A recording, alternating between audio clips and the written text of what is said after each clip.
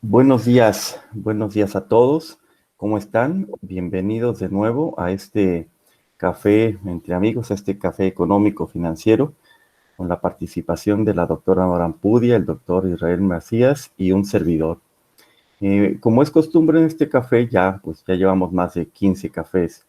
Lo que se pretende es abordar temas de interés que pudieran ayudar a fomentar, por una parte, la cultura financiera y por otra parte, hacer esta crónica de los eventos más relevantes que están sucediendo y a la que asisten pues medios de comunicación, la comunidad universitaria y también pues gente del público en general, que son todos cordialmente bienvenidos. Entonces, vamos a empezar el día de hoy con el tema que habíamos dicho, caída en la inversión privada y pública y desafíos para el sistema financiero. El orden de participación, primero será Israel, si no me preocupo, después Nora y finalizo yo. Pues sin más que decir, pues te dejamos la palabra, Israel, y muchas gracias. Bienvenidos todos. Muchas gracias. Procedo entonces a compartir mi pantalla y mostrarles mi presentación. Es muy breve, es más bien una introducción a lo que van a desarrollar la doctora Nora y el doctor Carlos. Y es un poco este contexto de la inversión productiva. La inversión productiva, pues, es un elemento importante en la demanda por varias razones, y la principal es porque permite crear capacidad de producción en el futuro, ¿no? Entonces, vean cómo esta inversión productiva había tenido, digamos, un nivel relativamente estancado, es decir, no habíamos tenido una dinámica de inversión muy fuerte, pero justo a partir del 2019 tenemos una tendencia hacia la baja, ¿no? O sea, la inversión dejó de estar estancada y empezó sistemáticamente a mostrar caídas mes con mes, y pues ya finalmente a partir de la pandemia y el coronavirus, bueno, a partir de marzo, vean cómo los números se desploman muy fuertes, ¿no? Entonces, lo que está en rojo es claramente lo que podemos atribuirle al COVID. La parte amarilla, pues eso tiene que ver con la confianza con la política pública de este gobierno. De todo lo que lleva la administración del presidente López Obrador, solamente en un mes la inversión productiva ha sido positiva, que es el mes de enero del 2019. Todos los demás, de los casi ya van a ser 2 años que lleva, todos han sido negativos, ¿no? Antes y con el coronavirus. De hecho, si lo ponemos en contexto, vean los tamaños de las caídas de la inversión en las últimas crisis. Por ejemplo, fue la caída de la inversión en la crisis del 2009, vean, aquí se nota, y esta es la que se registró en la crisis del 95, que quizá algunos la recuerden como una crisis más fuerte y más dañina. Vean la contracción de la inversión con el tema reciente, ¿no? Es un parón mucho más profundo, ¿no? Y esto nos lleva, ya casi por concluir mi participación, a que al día de hoy la inversión productiva en México, al mes de mayo, prácticamente a niveles de mediados de 1997, ¿no? Más o menos. Entonces estamos hablando ya prácticamente de más de 20 años en los que comparativamente el nivel de inversión. Si quisiéramos ser más estrictos, pues nos iríamos hasta el 93, que fue la primera vez que alcanzamos ese nivel de inversión. Y lo que me preocupa a mí mucho, y seguramente Nora va a hablar sobre esto, es que realmente esta caída tan fuerte en la inversión no la habíamos visto en las últimas crisis, ni siquiera en los últimos sexenios. Vean cómo esto ya mucho más profunda si yo lo comparo con otras caídas que ha habido de la inversión, 2019, 2018, 2009, 95, ¿no? La de este año es todavía mucho más profunda. Y para concluir, yo nada más diría lo siguiente, ahí yo les pongo lo que son los últimos 4 sexenios y el presente, y el comportamiento de la inversión productiva que tienen año por año. Esto es al primer año de gobierno, este es al segundo año de gobierno, y así. Cada color representa un sexenio distinto. Por ejemplo, el verde es el del presidente Ernesto Zedillo, el morado es el del presidente Vicente Fox, el azul es el del presidente Felipe Calderón y el naranja es el de Enrique Peña Nieto.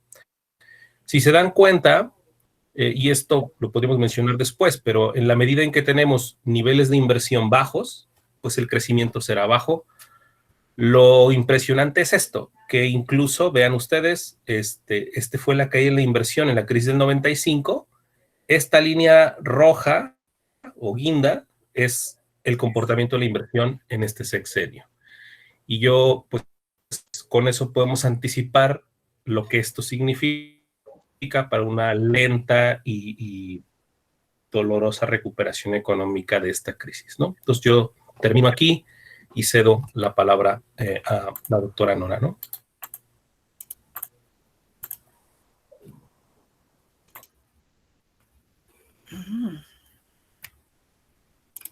Muchas gracias, Israel. Voy a compartir mi pantalla. Aunque no lo crean, todavía me pongo nerviosa y hago cosas. Ok. I'm sorry. Lo que marca Israel es preocupante porque la inversión fija bruta, la inversión es la compra de maquinaria y equipo. Esta es la tasa anualizada esperada de BBV Bancomer para el crecimiento del Producto Interno Bruto y nos da una caída terrible del 53%, es la pérdida de la mitad de la riqueza. La recuperación será muy lenta porque hay pérdida de capital, quiebre de empresas. La CEPAL estima una pérdida de 500,000 empresas. Nora, no se ve la presentación, perdóname. No se ve la presentación. Una disculpa por interrumpir. ¿No se ve? No. Perdón.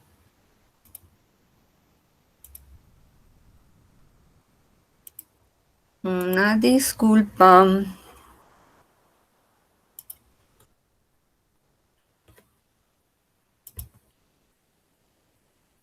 Ahora sí, ¿verdad?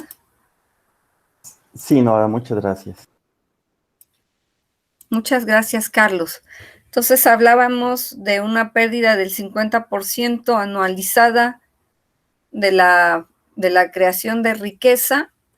Hablábamos de que va a ser una recuperación lenta porque hemos perdido, de acuerdo con estudios de la CEPAL, 500,000 empresas y de acuerdo con datos del IMSS, 9,884 patrones se dieron de baja entre abril y mayo. Entonces, ¿por qué es una recuperación lenta? Porque la inversión fija bruta o formación bruta de capital fijo es cada peso invertido en maquinaria, equipo, construcción residencial y no residencial, y es lo que es generar riqueza, o sea, bienes y servicios. Cada peso invertido multiplica en cierta proporción la creación de riqueza, lo que a su vez eleva el ingreso nacional y naturalmente que conforme cae esta inversión se crea menos riqueza y menor crecimiento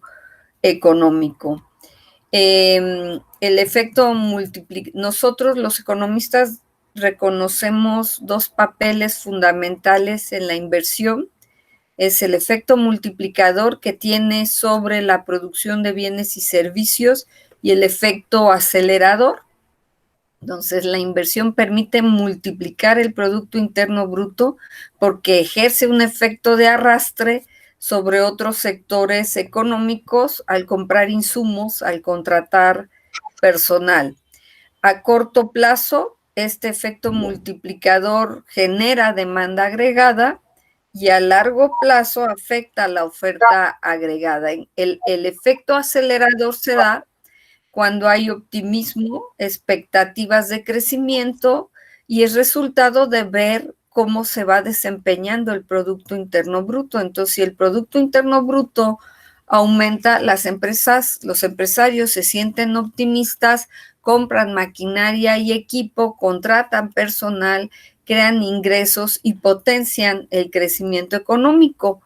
Pero este efecto acelerador también se da en sentido inverso, cuando hay desconfianza. Entonces, los factores principales de la lenta recuperación que vamos a ver es precisamente esa pérdida de empresas, y más dolorosa cuando se pierden empresas formales, porque son las más costosas de generar y las que generan la mejor calidad de empleo. Y además hay pérdida de capital humano, porque los desempleados se desmotivan y, como dijimos, es difícil que vuelvan a encontrar, mientras más preparados y especializados estén, es más difícil que vuelvan a encontrar una nueva ocupación con un salario remunerador. Otros choques también que implican efectos de muy largo plazo, pues es la pérdida de recursos naturales. Ahora, ¿qué profundiza el efecto en México? Pues la falta, como ya lo habíamos hablado en otros cafés, de una política fiscal contracíclica, de una estrategia de salida. No hay prácticamente ninguna estrategia de salida ni ninguna política de recuperación. Y cuando uno divide la inversión fija bruta por sectores, pues los efectos pueden ser más claros, por ejemplo, en la caída de la construcción no residencial, que son precisamente fábricas, bodegas, almacenes, o la caída en la inversión en maquinaria y equipo, que nos estaría garantizando la recuperación en caso de existir. Entonces, la pérdida de empleos implicará caída de ingresos, deterioro en capacidad de pago,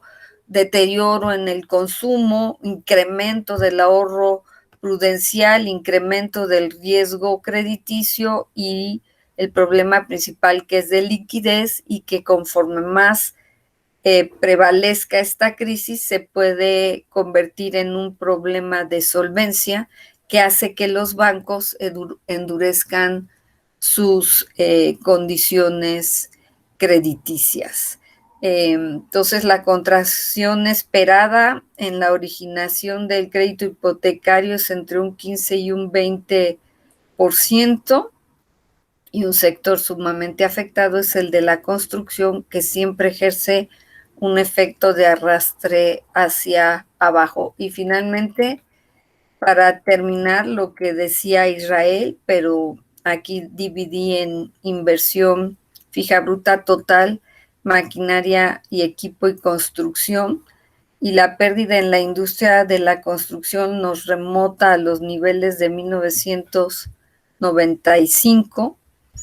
La pérdida en maquinaria y equipo nos remonta a los niveles del 2009, y la inversión total nos remonta a 1997. Entonces, para los analistas del sector privado, para el Banco de México, y ya lo decía ayer Jonathan Heath, recuperar los niveles que traíamos previamente a la crisis en materia de crecimiento económico nos lleva hasta el segundo semestre del 2025, ¿no? Entonces, sí es un proceso lento y doloroso, y esto sería todo de mi parte, Carlos.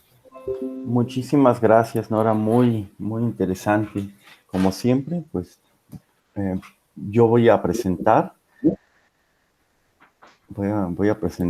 y pues como mi perfil, yo no soy economista como son Nora y Israel, yo estoy más en la parte de finanzas, pues yo siempre me siento más cómodo hablando de temas que tienen que ver con esto, que son las finanzas. Muy bien, pues procedo a presentar.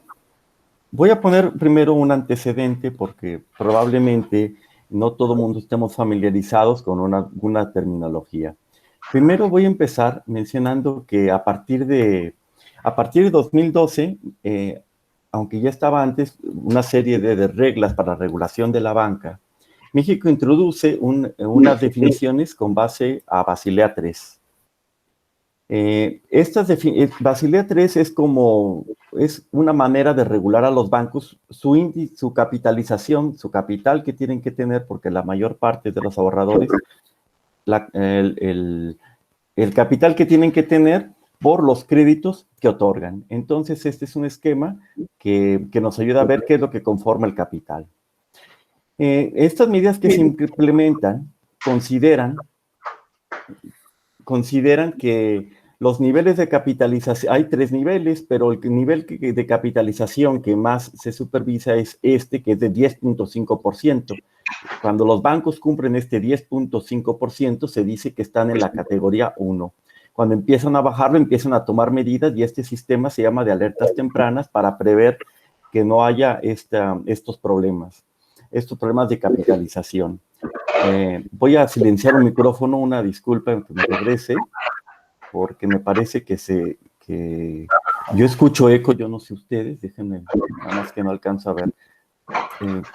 María Isabel Rojas, ¿puedes apagar tu micrófono, por favor? No puedo apagarlo. Bueno, muchas gracias. Bueno, entonces, estos niveles de capitalización de 10.5% son los que pide a la banca la Comisión Nacional Bancaria y de Valores pide a la banca. Entonces, aquí están las definiciones de lo que son. Una vez dado esta introducción, estos indicadores son incorporados también a los reportes del Banco de México.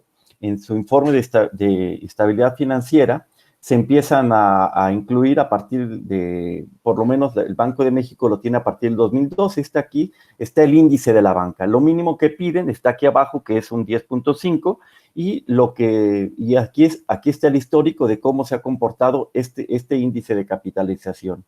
Bueno, una vez dicho esto, también hay que decir que no todos los bancos tienen que cumplir el 10.5. Hay algunos bancos que por su importancia sistémica tienen que tener un ICAP o índice de capitalización mayor a ese 10.5%. Existen 6 bancos que tienen que tener un índice mayor, en el cual es Scotiabank, HSBC, Banorte, el grupo financiero Banamex, Santander y BBVA. Ellos tienen que tener un índice superior. Bueno, ¿qué sucede? Hace 2 días, el 18 de agosto, la banca anuncia que el índice de capitalización es 16.51. Entre más alto es mejor. Pero ¿qué sucede? Lo que vamos a ver a continuación nos dice que este índice de 16.51, que aunque cumple y es superior al 10.5%, es el índice más alto que ha habido de capitalización desde que la Comisión Nacional Bancaria y de Valores publica el total en su página. Es decir, antes del 2012 se publicaban este índice, pero banco por banco, y a partir de marzo de 2013 empieza a publicar pues ya el agregado, el total de la banca. Y a partir de que se publica en ese boletín, el total de la banca empezó con un 16.27, tuvo un repunte que fue 15.79, lo cual digamos que es bueno porque hay capitalización, y ahora llegamos a un 16.51. ¿Qué se puede pensar de eso? Se puede interpretar de muchas maneras. Lo cierto es que con la debilidad que hay en la inversión productiva y la pérdida de empleo, es posible que los bancos vayan a tener mayor porosidad y por lo tanto se están preparando para poder hacer frente a esta morosidad, porque ahora ya se acaba el plazo, aunque hayan dado algunos, decíamos que en el café de julio dijimos que dieron un mes más, pues se acaba el plazo que dieron por el COVID. Entonces ahora la banca va a tener que especializarse en va a tener que hacer frente a los riesgos que vengan. En este último reporte, que fue publicado hace 2 días con el ICAP al 30 de junio, observamos 2 bancos que están, que todos cumplen con el 10.5%, todos. El promedio es 16.57, pero si encontramos que hay bancos que todavía no, que son los más bajos, y aquí están precisamente señalados ABC Capital y Autofin. Son los bancos que tienen el índice de capitalización más baja. Pues aquí están el resto de los bancos, si alguien quisiera ver alguno, pero aquí está el 16.51 y los dos que mencioné son los más bajos.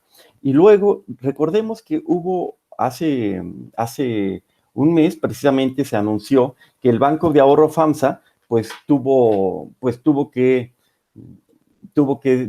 declararse en quiebra, y se mencionó que era por los créditos otorgados a personas relacionadas del grupo.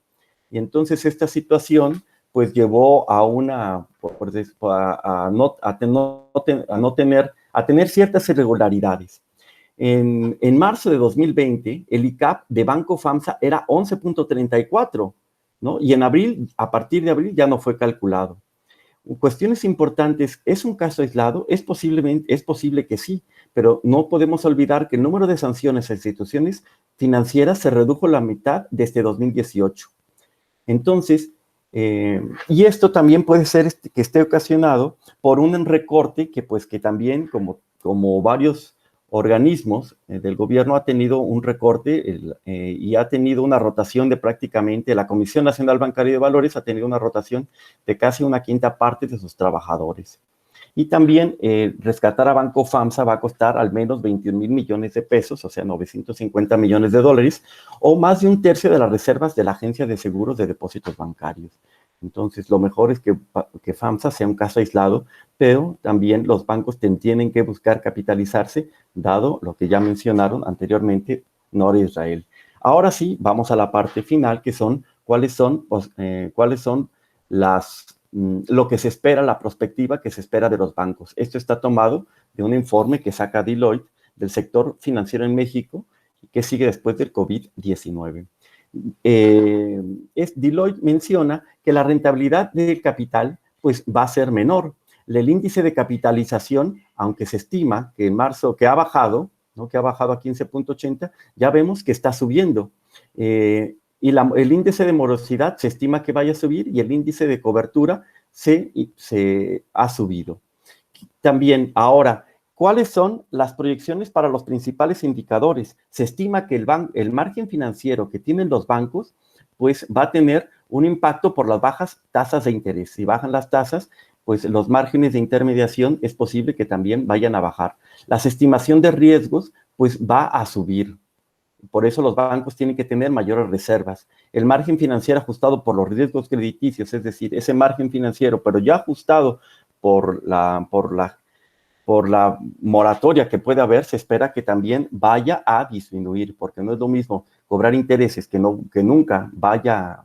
generar intereses que nunca vaya a cobrar, que simplemente generarlos. Entonces, el margen financiero ajustado va a disminuir más. Las comisiones y tarifas, pues se puede ver que como consecuencia de una actividad económica, Deloitte prevé un crecimiento muy bajo o nulo en comparación del año anterior. Y el resultado por intermediación, se espera también que algunos bancos, como se concentra en pocos bancos, las divisas se verán beneficiadas se verán beneficiadas por la volatilidad. Los gastos de administración y promoción de las instituciones bancarias, pues se prevé que haya un mayor control y será necesario, pues, aumentar los gastos para la transformación digital que está implicando la pandemia. Y el resultado neto de los bancos se proyecta una disminución del 25 al 40%. Pues entonces, ante esto, hay 4 problemas importantes que detecta, que son que el negocio, pues prácticamente las perspectivas del negocio bancario es posible que no vayan a crecer tanto, un incremento de la cartera vencida, precisamente por todo lo que venimos hablando, un menor apetito a riesgo de la banca y una alta volatilidad en los mercados. Pues prácticamente esos serían pues los retos que tiene la banca ahora que va a tener estos menores márgenes de intermediación, una mayor cartera vencida y también una alta volatilidad y un crecimiento menor dada el crecimiento que va a tener la industria. Pues por mi parte, Por mi parte sería todo. Aquí estoy presentando en pantalla. Mi esposa me está mandando un corazoncito, una disculpa. Y pues por mi parte sería todo. Les agradecemos su atención. Ahora sí, pasamos a esta última parte. Si alguien tuviera alguna pregunta, ¿qué hacer?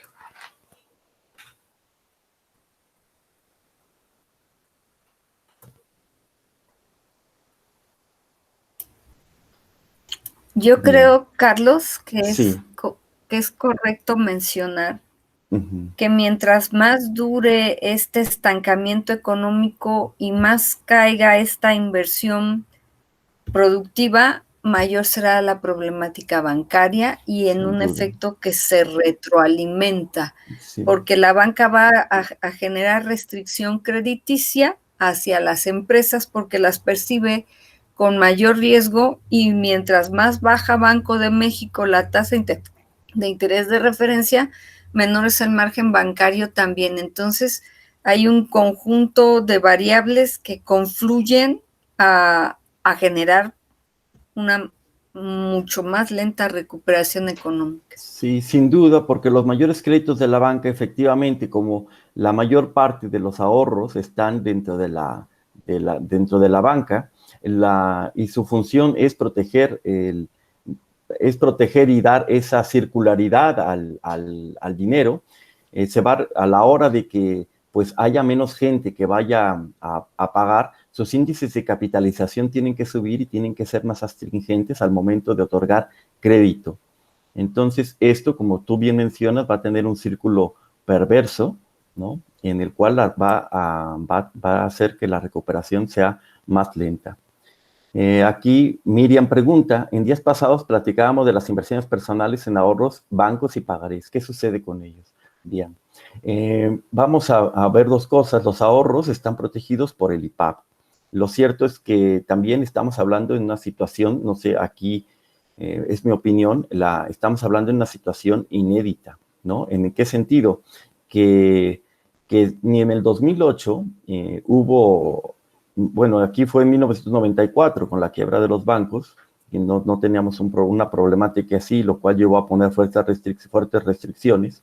El ahorro bancario hasta ahora pues está protegido, no hay mucho que temer, pero sí, sin embargo, yo lo que diría a las personas que tienen ahorros, pues hay que irse a instituciones seguras, ¿no? A instituciones cada vez más seguras, porque el riesgo está subiendo. El tener el dinero, muchas veces, como decíamos hace un mes, en las SOFIPOS, que subieron nuevamente su morosidad, pues hay más riesgo ahí. Yo no puedo decir quién vaya a quebrar o no soy la Comisión Nacional Bancaria y de Valores, pero lo cierto es que existe un mayor riesgo en las instituciones que no tienen este ahorro bancario, ¿no? Entonces, aunque sí existe un seguro en algunas SOFIPOS, como se mencionó, aquí en el banco es más seguro porque está más regulado, ¿no?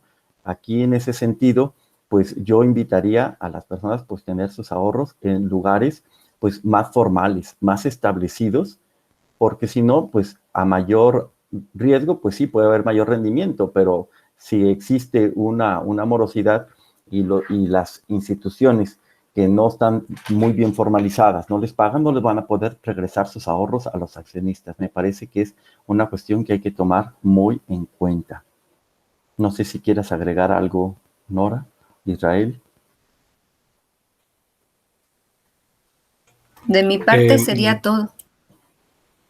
Israel.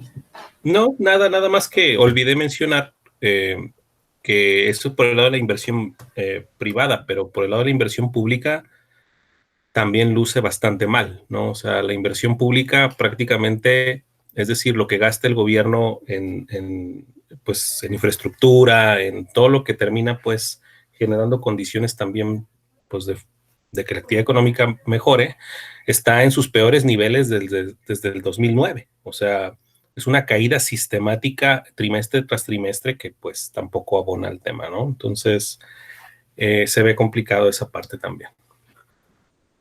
Bien, tal vez una última cosa. Permiten, pues sí, adelante, perdón. Les pongo una gráfica de la inversión pública y privada. Sí, yo mientras que la presentas una cosa, por ejemplo, ahorita estoy pensando también en los créditos, aunque las tasas bajen, es más difícil, es más difícil que vayan a otorgar en un futuro, se van a poner más duros los bancos para el otorgamiento de créditos también. Importante señalarlo. Perdón, Nora. No, al contrario. Y aquí, si ya se está viendo, estamos viendo lo que dice Israel en rojo, es la variación de la inversión pública, que ha sido persistentemente baja y negativa, ¿no? Es lo que comenta Israel. Muy bien, menciona Alejandra Gómez, ya para terminar, dice, el crédito estatal de 6.200 millones de pesos acarreará alguna diferencia. Es la pregunta que ponen en el chat, pero no sé si, o sea, el último crédito, si se refiere, pero no entiendo bien la pregunta sobre marcar alguna diferencia. Sí, yo creo que se refiere precisamente al crédito que adquirió el gobierno del estado, ¿no? Y todo esto va en función, pues es que recordemos que muchos de los ingresos de los gobiernos estatales se calculan en función también de la capacidad de recaudación que a nivel federal se tiene, ¿no? Las fórmulas para medir las participaciones y todo eso se ha venido afectando. Entonces, lo que han intentado hacer los gobiernos de los estados, pues es recurrir un poco a este tipo de medidas alternas para evitar entonces reducir pues el gasto público o los programas prioritarios que consideran. Lo que es cierto es que la capacidad de endeudamiento de los estados, incluyendo estados como Jalisco, pues son reducidos y un poco programas sociales, un poco mantener el nivel de gasto, hay que vigilar en qué se gasta, pero que vayan realmente a hacer una diferencia en función del tamaño del problema, al menos para el caso de Jalisco, es complicadísimo, ¿no? En fin, ni tienen el margen, ni tienen en todo caso el impacto suficiente, ¿no? Parte del problema de la estructura fiscal que tenemos, ¿verdad? Bien, ahora sí, para finalizar, nos dicen, para efectos de radio y televisión, podrían resumir en 3 puntos lo más destacado de la situación de los bancos y los morosos. Yo me voy a atrever a decir 3 cosas. Una, la morosidad va a crecer.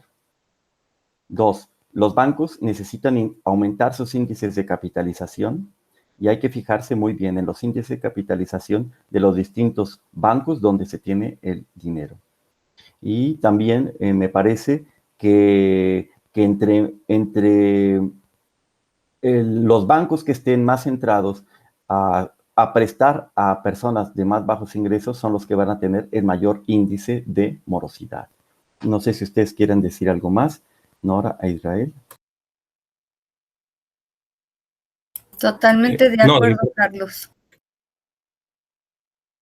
Muy bien, pues muchísimas gracias a todos. Dejo de grabar y pues que tengan un excelente día. Voy a dejar de grabar y les agradecemos mucho y nos vemos, si Dios quiere, la siguiente semana.